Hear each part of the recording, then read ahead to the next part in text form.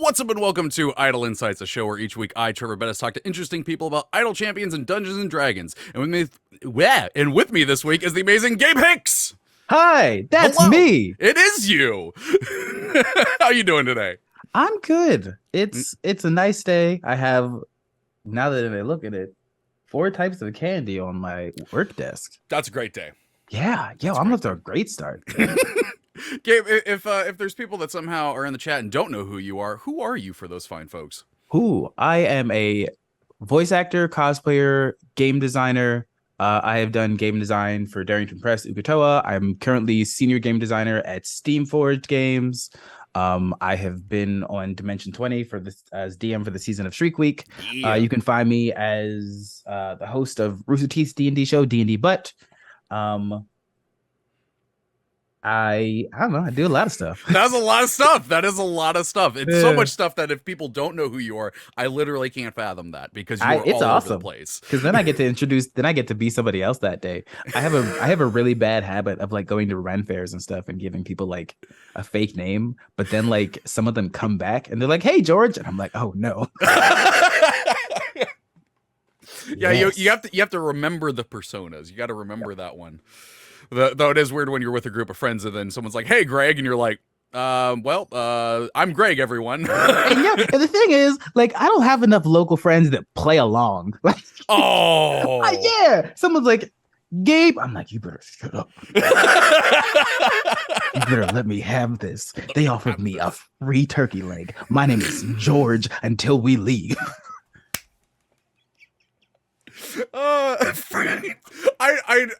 I'm not even gonna ask, but I just love to think about the idea of like how your name being George got you a free turkey leg, but we're gonna leave it at that. We're gonna let the imaginations go. I gave someone a metal flower, told them my name was George. They bought me a turkey leg. The story writes itself from there. Yeah, I earned it. Yeah. But yeah, we're here talking about Marvel and Familiar Quest Season 2. Yeah. But before we get to that, I like to start these off by asking the fun question of how'd you get into D&D? Ooh, okay. So wait, actually, real quick before you say that, I should just tell chat we are live right now. So go ahead and put your questions into chat for Gabe with all caps, question, colon, then your question, and I will read them at the end of the show. Now, I interrupted Gabe. Gabe, go ahead. Yeah, so I started playing D&D. It was freshman year of college. I liked storytelling and stuff like that. Dude mentioned it to me. I was like, I'm down. Started playing it. Didn't really understand. The DM was kind of harsh. Almost killed my character the second session. Hit a certain level. This is 3.5. Hit a certain level, so my sorcerer got dragon scales. The party started mocking him for having scales everywhere. Oh boy. And so what happened was I did some research, discovered that I discovered how grease fires worked scientifically, and then I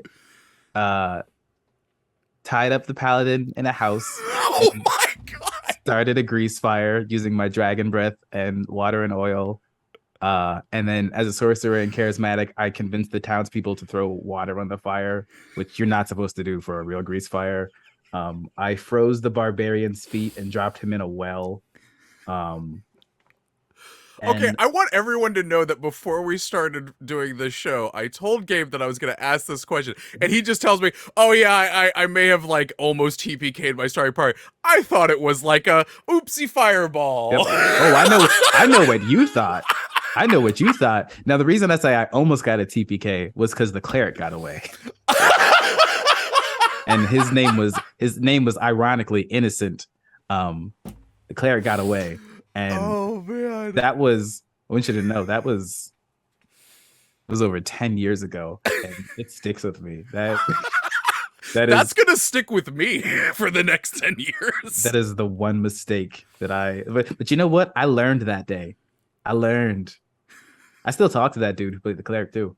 He remembers. You sit at the table and he will remember this. I'm like, hey Jake, I didn't forget. Jake. We're gonna come back. That is so beautifully evil, and I think is a great way to segue into Marvel. Oh yeah. Yeah. So yeah, Sinister Sorcerers. you were playing Marvel on a familiar quest. Tell me Yep. about Marvel.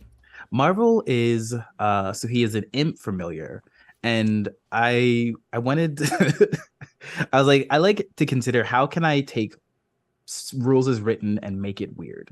And so if there's this idea that all of these people are looking for um their companions and such, and a warlock is someone that draws power from something, someone, some entity existence, and I decided, what if my warlock was inside of the imp, and that's where the power is coming from?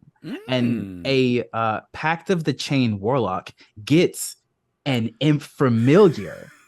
True. So my familiar had a familiar, and the way that I ran with it is that his shadow, almost Peter Pan like, could detach from itself, and that was the original character, the Marvelous, separating from Marvel to like kind of go extend themselves, go do what they wanted to do, but they were always pulled back because they were trapped inside of their imp.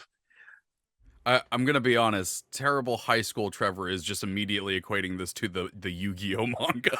No, that's fine. I'm totally fine with that. Um, and I wanted a character that uh with the two sides, and so I went with the haunted one background because it just felt Oh, perfect. so It's like there's good. already this existence inside of them. It's their warlock. And then I leaned into I was like, I want a character that like has a side that's intentionally kind of like not bumbling fool, but dangerous incidentally, and Mm-hmm. then the other side that's like dangerous intently. The one is like, oh no, like I'll summon a Balgura here and they'll get away. And the other one's like, I'll summon a Balgura so that it eats the guards. And then if you don't leave, it eats you too. Yeah. That's fantastic. Yeah.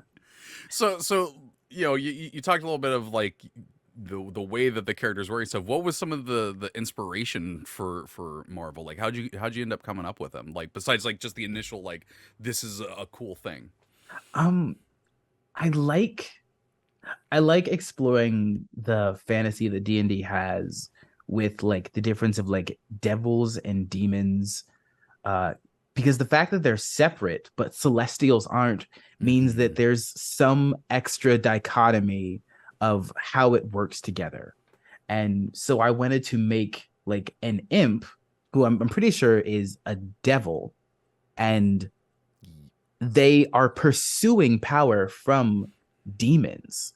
um and so like Marvel's focus in this, I love the conjure lesser demons, conjure major demons, Mm-hmm. and it talks about how you get like advantage, or like the creature has disadvantage if you know its true name. So I'm like, Mm-hmm. what better thing to pursue than Marvel is pursuing a greater demon that can be controlled, so Marvelous the warlock can get out of the imp and into something bigger and better and more powerful. Oh, And that's cool. working with all of these characters and these strange figures is easy. Like happily we'll do that. But if we're experiencing like trouble from the Xanathar and then this almighty wizard, something's going to go wrong in the crossfire, and I can take advantage of that. And I don't know how it came to me, but I was like, if I have this weird little imp, Marvel me, Marvel plus, Marvel we, Marvel us. Like Marvel us, Marvel us coming together. It was just it felt right. Yeah. No, when you said that in the first episode, I'm like, that's beautiful. That's fantastic. Because I remember being the conversations when they were like, oh yeah, we're gonna have Gabe come on, and I Yep. was like, oh, that's gonna be beautifully chaotic. And even though I was expecting that in the very first episode you're in, I'm like, this is more than I could have imagined. Yeah. Also, there's definitely like with Marvelous, there's definitely a hint of Dr. Facilier, of like the lean, slow voice, locking, talking, just chalking it up to something fun, something nice. Lay it down right with ice. Leave you cool, do it twice. But oh, I won't be nice. And just play into the calm, I love concerning. And if you have that charm, it. if you have the charm, people worry less about harm, even if you're a monster. I mean, you're literally in a like a tuxedo, Yep. like Yep. you've got that duality and just from the get go, and I love that. Yeah. You did. I can't remember it exactly, but like in the first episode, you did do like it was one of those, or it was like a song or something like that. Like, did you have that already, or No. did you actually come up? 100%. Yeah, I don't think anything that you've seen me perform in, I don't think I've ever written down a song. And like, I'll tell people that I wrote a song just so that like people look at me less weird. But usually what I have is like Twitter or Tumblr open with something completely unrelated. Mm-hmm. And if I talk here right now, but people don't know, they'll think that I'm reading on top of my flow. But really, it's a lock screen and they wouldn't know. But simply, you wouldn't know unless I did show. And That's incredible. That is absolutely incredible. Yeah. I mean, it's gonna sound kind of, I don't know, not bad, but like, I like playing characters that are charming, and I think it made me practice like rhyming and grammar and just enunciation so that people become disarmed by your charm, and then you can just shock and awe the hell out of them. Because at this point, like, I go out, I make an effort to make characters or NPCs even that like people like, that's concerning, but he hasn't hurt me yet. So like, he's probably harmless. I summoned a Balgura like 3 times. A greater demon. I put a greater demon in Waterdeep. Yeah, when I heard about that the next day, I'm like, I'm sorry, Gabe did what? Yeah. And I was gonna do it again. I was gonna keep doing it. I was going to try to fly into the Xanathar's eye and then summon a Balgura in there. You saw the Suicide Squad and went, but I can do it better. 100%. And I'm tiny. And you know what? Harley had a trident. Marvel has a fork. Oh, that's true. Okay, yeah, there you go. They wouldn't let me do it. How dare they? I know. Think of the children. Yes. So tasty. Lauren brought up in the chat. I don't know if you know this, but when we do Idol Champions Presents, we have voting that happens, and some of the voting occasionally has been, what curse does befall our champions? And one of the options has been a few times rhyming, and and Lauren has said Gabe would just absolutely destroy that. Hell yeah, bring it on. Challenge accepted. Yeah, I say like I'm a writer, but I'm like, I need some time to be over here and make something up. I cannot just do that. I'm the youngest of 4, and bless my mother for helping me be the creative person that I was. She would literally just tell me to like go. We basically lived like on a mountain, like a relatively woodsy area. She'd be like, just go outside and just imagine whatever you want, and then when you're that's bored, so cool, come inside. So I would just do that, and then I just like I would think of and see stories just everywhere. And it's changed my design, it's changed my process, it's changed my creativity. At this point, making characters and stories is like playing. Yeah. Like there's different ways to enjoy the playing, but like I don't think I'll ever have too many characters. And also I don't mind when my characters' stories end. And it's even if I don't remember those characters like years from now, it's like reading a really good book. You might not remember the name of the book, but you might remember an amazing carrying scene something that from it that stuck with you, that made you better or smarter or you loved. Like even I've played probably hundreds of video games at this point. And I don't remember most of the names, but I remember enjoying something, some moment. So like that's what my characters are for me. I remember that first one. But I have plenty of characters I've played since then that have had great, cool, tragic ends. And even if I don't remember everything about them, it's like that it's like that scene in Avatar where you see all of the past lives. You might not know all of those names and recognize all of them, but they're all there, and it like built you up now. It's got deep unintentionally. No, I love that. No, that what I mean, what you were saying there about like going around playing, making up all those things, and that is, you know, making these characters and stuff is a form of play. I mean, I when I was a kid, I loved playing with toys and I loved making up plot lines for all of them. Like, if I had Spider-Man and Optimus Prime next to each other, there had to be a reason, and I would explain that entire reason. And when I found writing in high school, I'm like, oh, this is just like playing, but I'm just writing it down, and and that's why I've still continued to do that. Yeah, that's fantastic. Well, okay. So, you know, talking about story and stuff like that, what has Marvel's arc been like so far in series 2? Oh no. So, that whole thing about if you're charming, it's easy to be disarming. Marvel miraculously and marvelously led the party, like lied out, didn't have to say very much, told the truth, but didn't have to tell very much of the truth to basically get them to where they are now. They spent the first half of the show hunting the Xanathar, and Marvel knew it was a weird old wizard man. Like, but he's like, you know what? Let's go this way because I know where we're going. And everyone's like, oh, all right, cool. And no one's like, why? Why do you know that?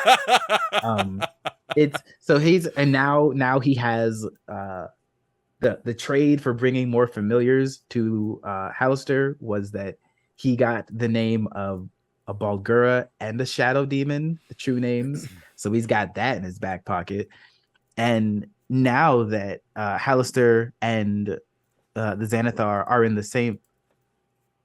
My dog is snoring. Oh, well, that's adorable. Now that Hallister and the Xanathar are in the same place, Marvel's got the notion of like, okay, these familiars are strange, but they're interesting, and they keep listening to whatever we keep saying, and we kind of lied to them and they stayed. So you know what? We'll run with that.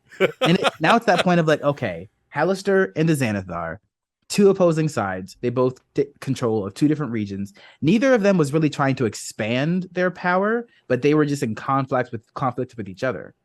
So Marvel wants to replace whoever loses. And like just all of these little imps that he wants to summon. He kind of wants to make I'll never say this on the show. He wants to make a 10th level of hell here. Oh, that is some ambition. Yeah. It's like a small vacation hell. Are you tired of the heat on Nessus? Are you tired of the ice winds? Well, come on up to Fire Thin. Leviathan. Leviathan. Ooh, Leviathan. Yeah. I like that one. It's got like that neon sign at the front, like a club. Yeah. I love it. Well, you talked about the other familiars there a little bit. What has Marvel's relationship been with them? Oh my God. Okay. Well, Pest asked too many questions. I said that a lot of them don't ask questions. Pest asks too many questions. Or Pest hears the way that Marvel says things, and Marvel's like, you better shut your mouth. I know you heard me. The first episode when you introduced yourself to Pest in one way, and then when you met the other familiars and was the other way, Henio just going so good. So satisfying. Mugen is soft. Mugen's the best. Mugen means well. Mugen is soft. I'm worried about them. I feel like I don't think that they're in danger, but I feel like they're a danger to themselves. That's fair. And Gale, you precious sunshine child. You gotta stop listening to Marvel, man. You gotta stop. Marvel Is Marvel this Marvel saying this, or is this Gabe saying this? It's a little bit of both. Marvel is there to be your friend, but what that means is Marvel convinced a couple fish people that you were a god. And like, as you do, led into it. And they believe that only Marvel is the speaker to them, which, let's think about this for a second. They think that this person that they can't understand is a god, and this imp can translate to them what the god's wills are, which is really bad. Fish gods work in mysterious ways. Yeah. The son of the sea god. Yes. The son of the sea god would like you to kill everyone in Waterdeep. Summon all of your friends. We go at noon tomorrow. Go. Like it's one thing to be like the person that people see as the deity, and it's almost like worse to be the middleman to that, because then you can just lie. And Gail's like, was that good, Marvel? I'm like, Gail, stop it. Don't listen to me. This is Gabe now. Stop it. I'm a monster. Yes, Gail, that was so good. Do it again. Gail, you gotta go. It's fantastic. I feel like that is a very just apt description of just this season in general. And honestly, if you haven't watched it yet and that didn't make you want to watch it, I don't know what to tell you. It gets weird. It gets weird. So weird. It's good. I tried to puppet I keep lying to them and tricking them. A pattern. It is. I feel like a little bad about it. Like you know what? Do you wanna know a secret, Trevor? I'm here for that. Did you hear about the gazer that was like following them like when they were like looking for Hallister and stuff? That was me. Oh, really? Yeah. I summoned that. That was mine. That was not the Xanathar. That was me. I summoned that and was luring them to him. I was herding them the direction of the wizard. That's fantastic. There are other instances where things that popped up were me. Like I was like messaging Latia saying, I want to do this. And I'm not gonna tell you what the rest of them are, but if you like keep track of like how many spell slots you think I have, just you'll start to know. But that's fun. I've been hurting them for a while, and like it just keeps working. Oh my gosh, I love that stuff. Like I've only gotten to do that in a campaign once where like I had a player. This player was like just straight up betraying the party. It was during Curse of Strahd, and just doing the text messages under the table of like what they're doing off screen, and then oh no, Strahd's suddenly in the town. By the way, Strahd, everyone's here right now. They are actually at 1632 Owlbear Avenue. Hey, you know how you can't get into that one city? Yeah, I took care of that for you. No, no.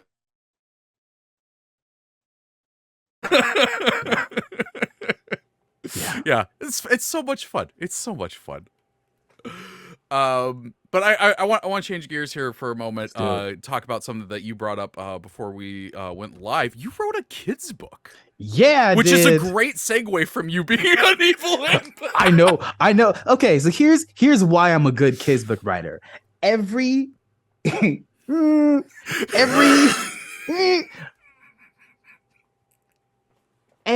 evil thing that I've done has either been discussed beforehand or after with parties and in check-ins. Yes. So like I always make sure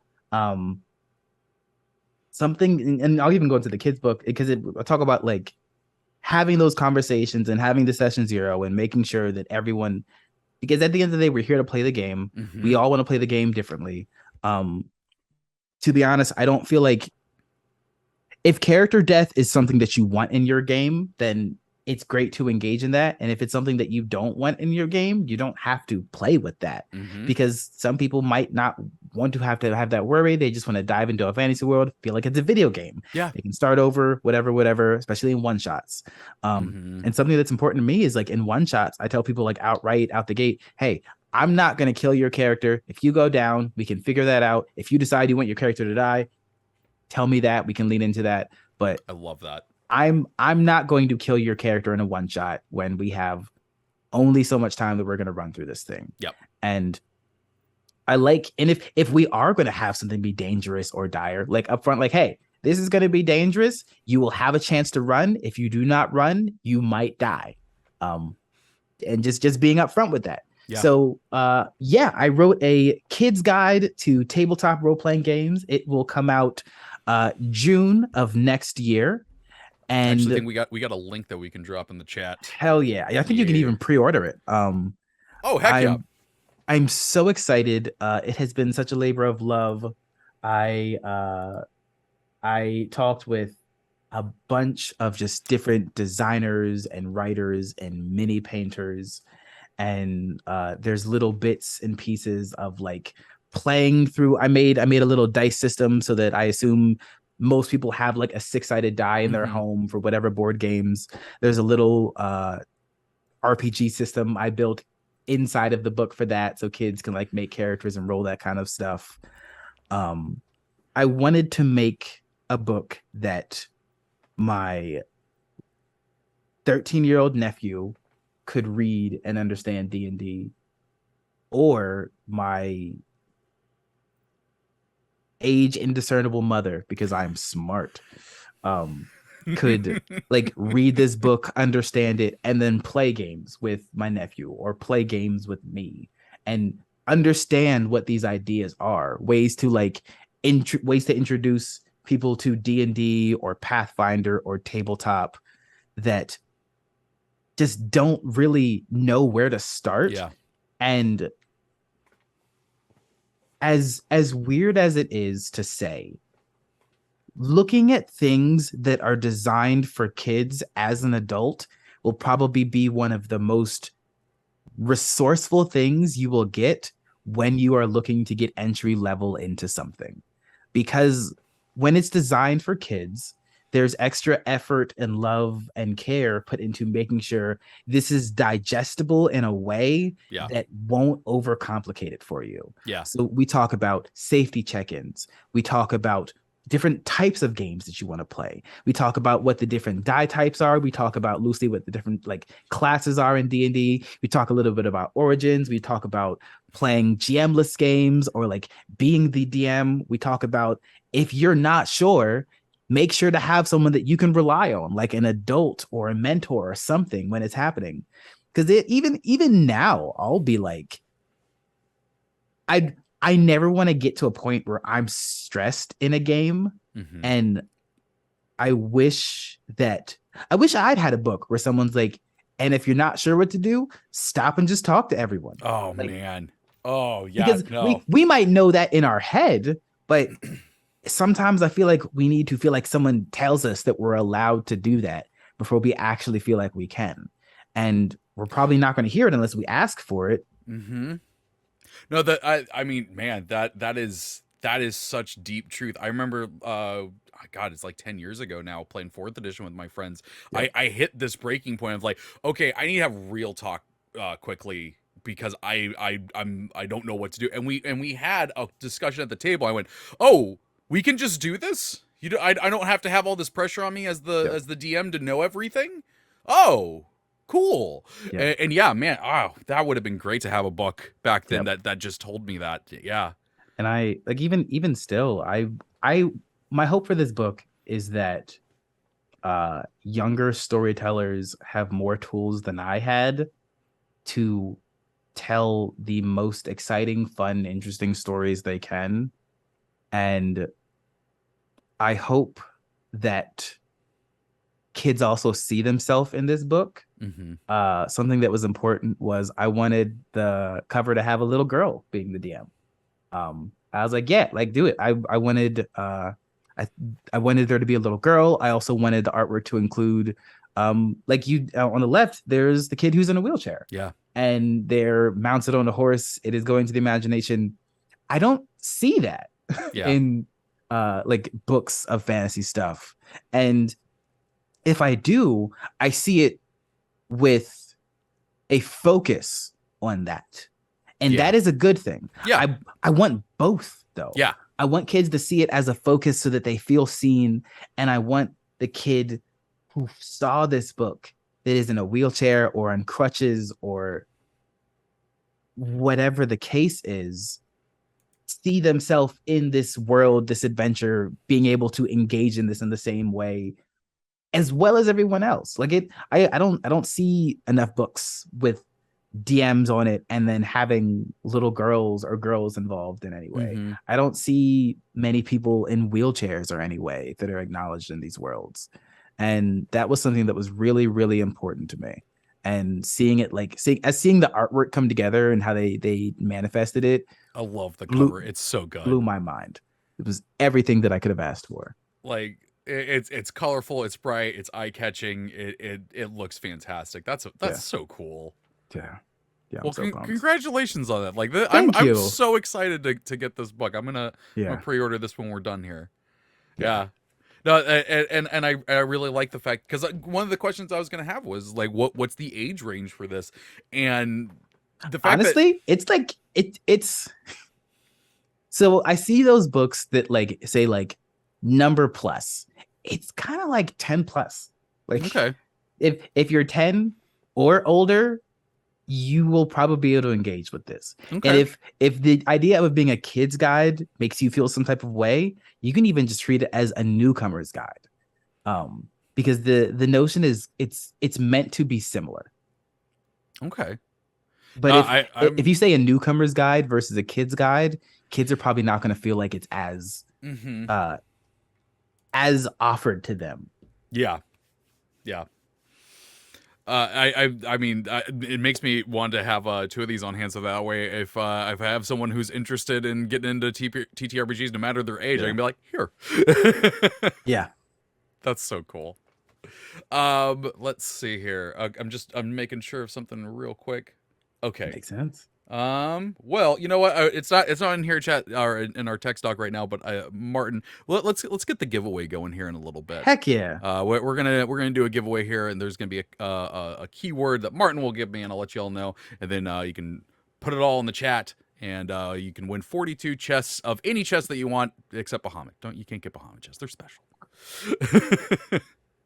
But while they do that. What you mentioned it earlier, and it was one that I definitely wanted to talk about. Tell me about D&D Butt, which is a great name. It's just fun to it's say. Such a good name.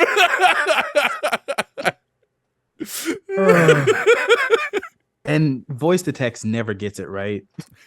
Oh, I bet it doesn't. It just never gets it right. The keyword is going to be Marvel. Marvel. That was weird. What just happened? I don't know. We're gonna go with it. Tell me about D&D Butt. So D&D Butt is on Rooster Teeth right now. You can see it on YouTube. There are also TikTok videos everywhere. And the idea is D&D, but with a twist. And the twist has been, it was all a party of rogues. The twist has been, it was a party of vampires. The twist has been, it was a party of vampire hunters. And there was also a twist where they were all dragons. And the idea is playing into it that you're having these like 2-3 session games. And so they're like 2 shots, 3 shots, that kind of thing. And you're telling as much weird, wild, direct story as you can. It's like anthology almost. Like think like Adventure Time or Infinity Train, where you are getting these short character stories, and then you get the next short character story and the next. And it was such a delightful, weird, wonderful time. And it's like almost bittersweet because you get to have these people diving into the weirdest, wackiest, most best things that I can imagine. But when they dive into it, you get all of these different characters. And it was easier for me to try to get into these characters because the character's only going to be around for like 2 sessions. I just have to think about them here and there. And on. So that was actually really fun for me to be able to like dive into a character really deeply, all of these like 6 NPCs that really, really matter. And then after these sessions, I can toss them out. Yeah. And maybe I'll revisit them, maybe I'll pull them back in, but I don't have to. Getting to see the players just dive into characters for short times also means they really, really had to like invest in it. Yeah. They had to be their character all in or like figure out who their character was in that moment. And sometimes they were like, I don't know who I'm going to be today. I'll just dive into it, whatever. And I won't say who, but watching it later, like it's impossible to tell who did and didn't come with a character at the table. Oh, really? They rocked it. It's one that it's on my, because there's a podcast version of it, and I love listening to D&D podcasts, and that one's on my to listen. Is it the same players each time? No, every arc is mixed around. So cool. it is a rotation of I think 9 or 10 people. Okay. 2 of them were only there for one arc, and so like we kind of swapped them in. But otherwise it's like a rotation of like 7-8 people who like played in almost all of them were in 2 different arcs, but it was kind of like mixed and matched of which like days and arcs they were in. Okay. So that way as well, people basically got to play with almost everyone else. Oh, that's so cool. Yeah, and so that was also really fun. I love playing with new people. It's so much fun. And it made it so that the vibes were always a little different. The vibes were different because like this table is goofy. This table is serious. This table is now a combination of the two. And it was going to infect the other one with the seriousness or comedy. Yeah. And it was a great situation of leaning into it with you can play D&D rules as written if you would like.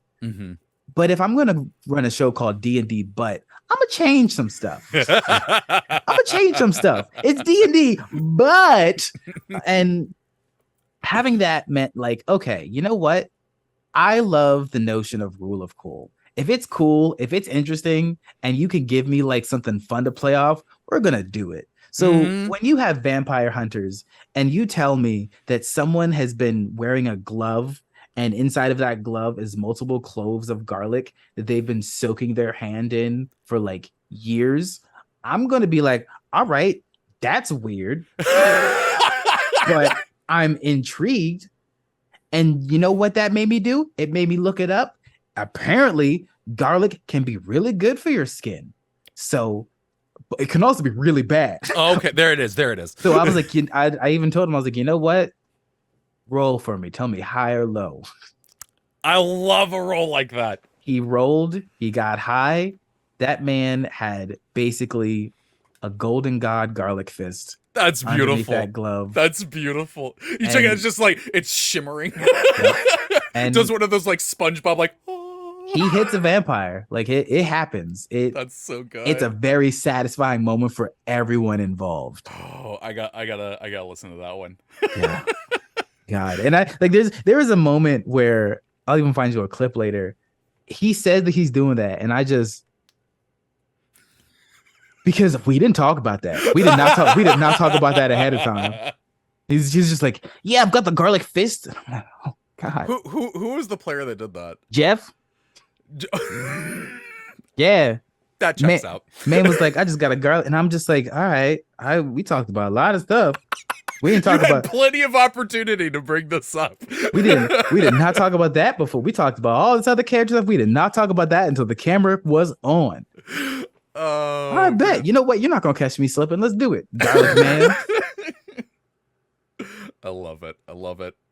Okay, Just well in mouth. we're getting later into the show, and we do have a few viewer questions here. Let's do it. Let, let Speed run me. Yeah, let's go. Let's start with Orc Princess. Question: what is your all-time favorite RPG character you have created/played?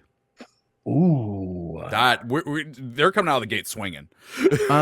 You know what? I think it's actually a character that I play now on Fridays. His name is Draven. He is a Dampier Paladin Warlock. It is a world based on Norse and Greek mythology. So there is Midgard, and then there's Mesagaia. We're currently in Midgard right now. Draven is a Dampier that is above board, looking to drain the bloods of demigods and gods because he wants to taste what they taste like.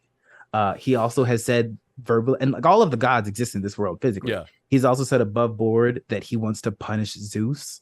Jeez. And no one knows why, but he has already romanced Thrud, the daughter of Thor. That was like 4 episodes in. He romanced her. This one is streamed? Yes. God, you give me so many things to watch list. We play this Fridays at 9 p.m. Eastern. Brizzy Voices, Mark Humes, Joe Fudge over on Joe Fudge's channel. So that's a lot of fun. Okay. But there's some interesting background stuff about this character that is gonna be so cool. His warlock patron is Thanatos. It is intense. That sounds cool as I heck. love this dude.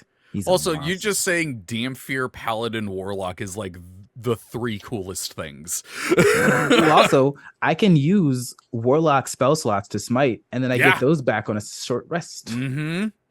Oh no, I've looked at B. Dave Walters' Freely character sheet. Yeah, no, the Paladin Warlock combo is just messy. Wow.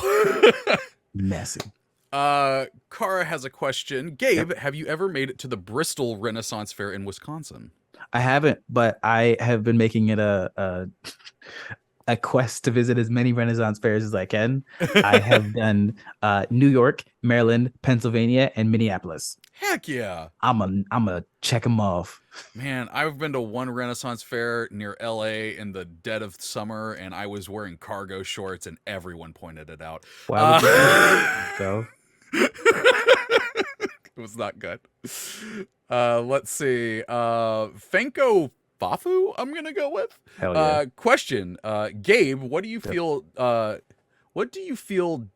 different playing as a PC and now as a familiar? What is the difference in obstacles? Sorry for the English. No, that's fine. So essentially, like, what do you find any difference between playing a normal player character and a familiar? I don't think I've ever played a character that was small sized before. So that's the biggest thing that's different about playing a familiar, being so small. Mm-hmm. But something that's fun about playing a familiar is that people maybe Marvel is kind of a monster. People underestimate you, and that makes it interesting. I don't feel like when I played a full character, a PC, people really like underestimate your character in the same way. Yeah. But like playing a little flying imp, they're just kind of like, oh, what is that thing? You're adorable. Yep. Look And then at I'm your like, little ha-ha, tuxedo. Aha. Mind spike. Oh my god, Mind Yeah. Spike. I like that. Yeah. Yeah. Let's see. This is from Connellan? I'm gonna go with Connellan. Question: I loved D20's Shriek Week. Is there any fantasy / mythological creature that didn't feature in that campaign that you'd love to include if you ever get to do a season 2? Okay, so this is a multi-layered answer. Number one, I'm finally gonna be putting out the base rules for that with some additions this month for Halloween. Heck yeah. As I just, and it's another one of those things that's going to be on itch.io that's like, it's a pay what you want. It's a free thing. Like if you want to give money towards it, that's great. But also like here, take this, play this at your tables, do whatever you want. That's fantastic. Have some weird, fun Halloween stuff to do at your table. I wish that I'd gotten a chimera in there. Ooh. And like I wish that I'd gotten a chimera in there in the sense that like there's three different heads they have, Mm-hmm. and when like I see the three different heads, like you see one at a time and then it like morphs into another. Ooh. So it's not even Okay. that like there's three at the same time, it's that you're only interacting with one at a time. The other two are probably sleeping, but then they'll like wake one of them up. It's like, I'm not going to deal with this, you can talk to goat. And then like the goat comes out with like different personalities inside of Yeah. it. Yeah. Oh, that's super cool. Yeah. Yeah, no, because the other chimera that I always think of too is the one that has like the main head and then the goat head and then has like the snake head over here. I think that one's from like God of War or something like that. And Yeah. it always made me think of like Hitchhiker's Guide with Zaphor Beetle, whatever the heck his name is, where his like head like moves back and the other one's there. Yeah. I love it. Okay, let's see. Lurking Writer has a question. Let me move that real quick. Did you write the book with the idea of wanting to have something for others that you wished that was there when you were first learning to play TTRPGs, which you did talk about? What aspect of writing it surprised you, other than it being easier from or more difficult to put the words in? So yeah, I definitely wanted it to like to be more tools that I wish I had. Something that surprised me is that um it surprised me how much of a difference it felt like. There was a lot of stuff when I was writing it that I was like, what do I need to remind myself of more often? What do I Mm, need to think about it? What do I need to acknowledge? And a lot of it was something that kids and adults I think need to hear more often, is that you can balance what ideas you really want to do, but it's okay to have a lot of ideas. And it's good to have a lot of ideas, and it's good to be excited about your ideas.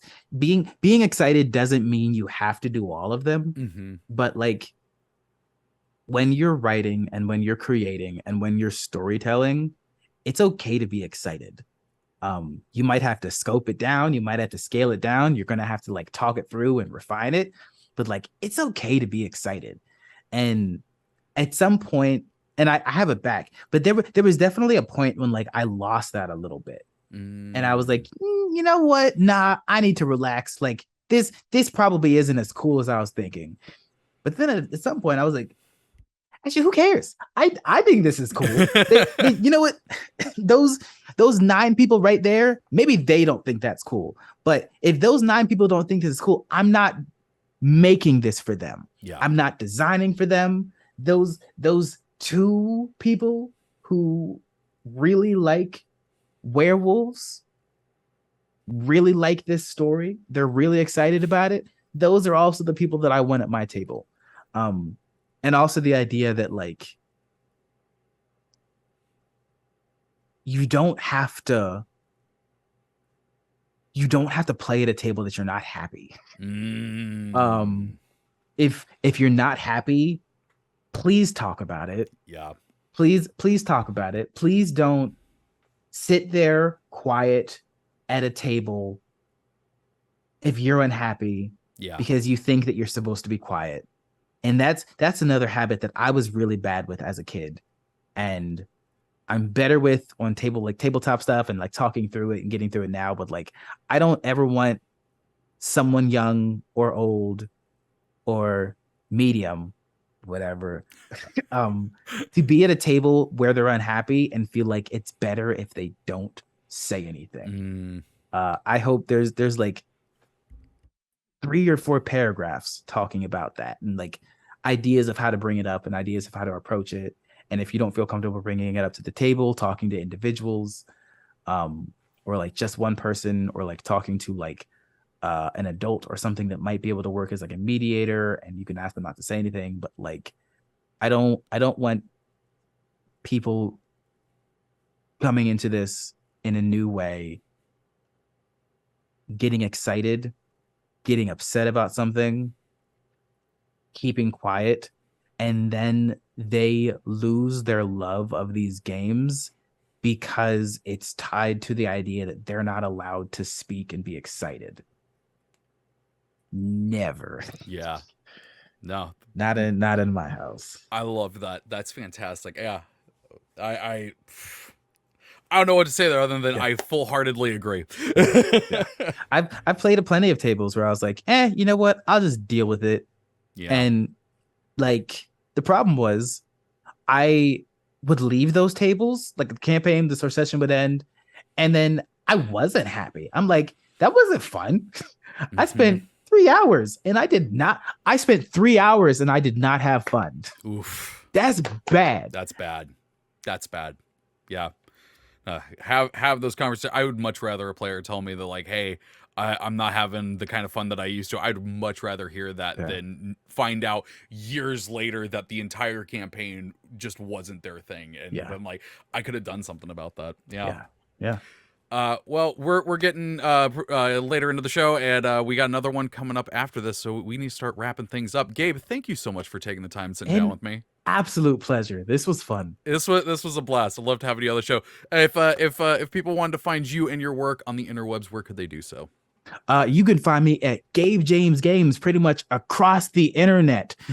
Twitter, Instagram, TikTok. TikTok's a weird place. The last thing that I'm going to say is disguise self is a great spell because disguise self alters the way that your equipment looks. So technically, I decided I'm going to do a situation where if one of my party members gets married, I'm going to make a warlock assassin come as the person's parent, and they're holding a bouquet, but the bouquet is also disguised self and is actually just a poison dagger. So when they go for a hug, the person is going to stab them because they think it's their parent. Disguise self is a terrible spell and it's funny.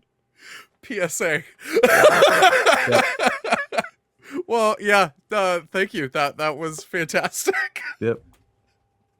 All right, well, that is going to do it for this week's episode of Idle Insights. Be sure to watch A Familiar Quest Series 2. The finale of Series 2 is next Monday at 5 p.m. Is it 5 p.m.? Yeah, 5 p.m. Pacific on Twitch.tv/unique games. Don't ask me, I'm just here. But that is going to do it for this week's episode. So until next week, take care of yourself.